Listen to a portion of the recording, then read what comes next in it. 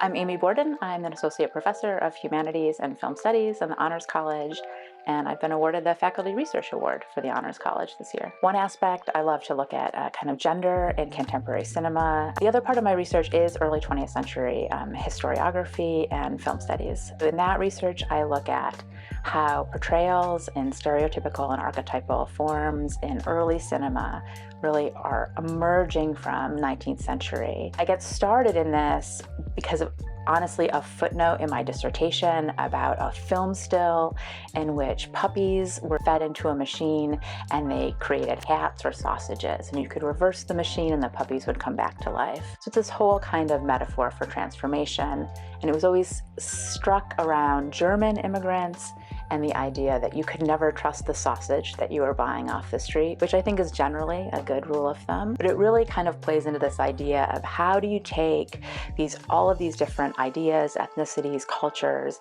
and how do you reduce it into an idea of what is America and what was that idea in that moment in time. So I'm looking into them to just see how this transformations of bodies into objects, objects into bodies, Europeans into Americans, Americans into hats. It's all sorts of incredible kind of in the way that materiality becomes utterly kind of divorced from the world, and things can just change into whatever they want. And certainly in film, we can see that all the time. Students now are so often not taught a really full sense of American history that my passion is really just teaching this to my students. We can jump into a time machine, go to the 20s, and for them, it's an entirely new world. Film studies has done a lot of work to think about how we consider ourselves in relation to our own image, that I'm kind of just continuing that work about how cultural formations and circulations occur, and that this is a way of elevating culture away from essentialist ways of thinking about who we are. My name is Amy Borden. I'm an associate professor of film studies and humanities in the Honors College, and my research is about silent American cinema, vaudeville, and variety theater in the 19th century,